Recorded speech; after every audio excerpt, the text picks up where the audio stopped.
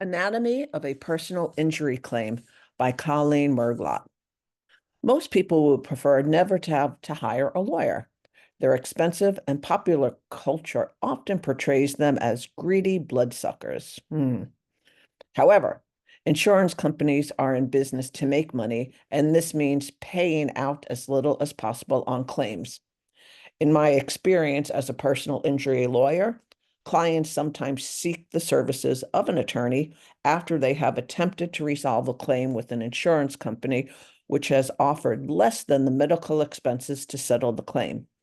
This is not fair or reasonable. These offers usually provide no compensation whatsoever for physical pain, suffering, or emotional distress. Thus, there is need to pursue a claim with a lawyer, and the earlier, the better. Personal injury claims are legal disputes that arise when an individual suffers harm from an accident or injury, and someone else may be legally responsible for that harm. Navigating a personal injury claim involves understanding the key components that define the process. Here is a breakdown of the anatomy of a personal injury claim. Accident and injuries. The foundation of any personal injury claim is the occurrence of an accident or incident that results in injury or even death. This could be a car accident, trip and fall, workplace injury, medical malpractice, or any event where harm is inflicted on an individual due to another's actions or negligence.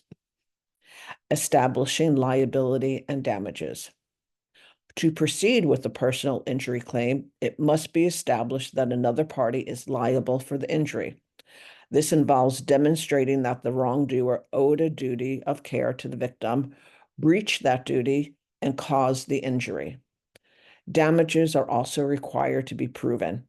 Key elements in establishing liability and damages include duty of care. The defendant had a legal responsibility to act in a certain way toward the plaintiff. Breach of duty.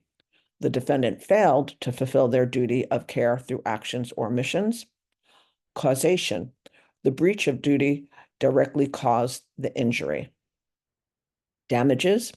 The plaintiff suffered actual harm or losses due to the breach. Forensic experts often must be hired to prove liability and/or damages.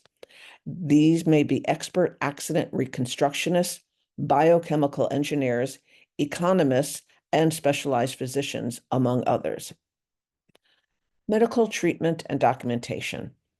It is important to seek immediate medical attention after an injury. Not only is this crucial for health and recovery, but medical records also serve as essential evidence in a personal injury claim.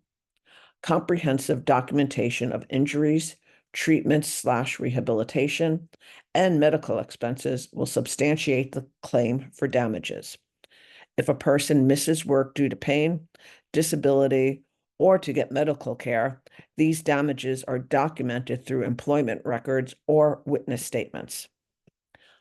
Consultation with a personal injury attorney. Navigating the legal complexities of a personal injury claim often requires professional assistance. A personal injury attorney can evaluate the case, gather evidence, and provide advice on the best course of action. Attorneys typically work on a contingency fee basis, which means they only get paid if the claim is successful. Filing the claim.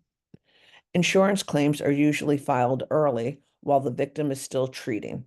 Once treatment has concluded and the nature and extent of the injuries are known, a demand letter is submitted to the responsible party's insurance company.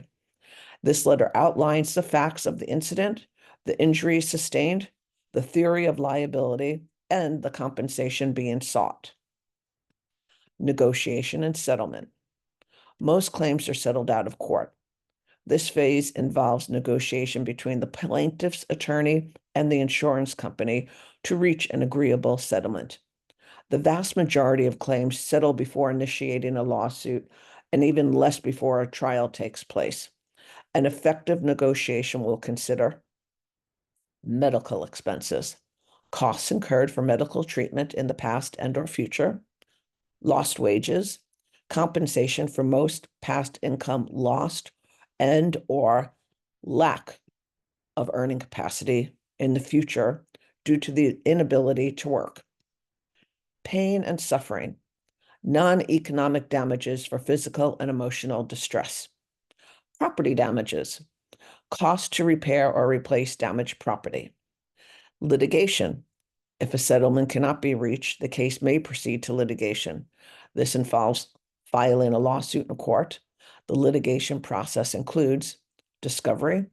Both parties investigate the facts of the case and exchange documents and information. Depositions. Witnesses and involved parties provide sworn testimony. Trial. The case is argued before a judge or jury who then decide on the outcome. Verdict and compensation. If the case goes to trial, the court will issue a verdict.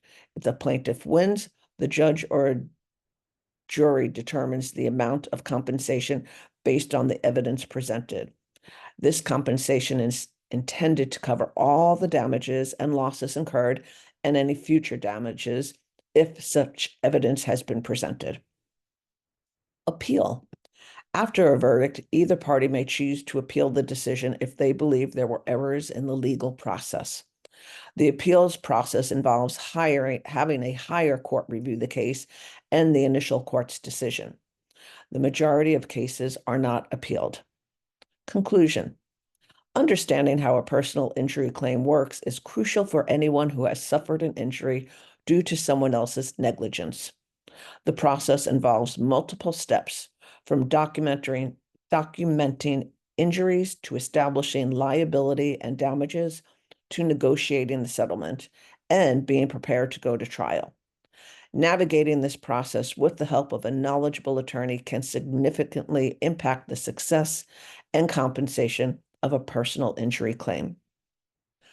Colleen Mriglot is an attorney at law with West Sound Injury Law. You can reach her at 206-842-5681 or www.westsoundinjurylaw.com.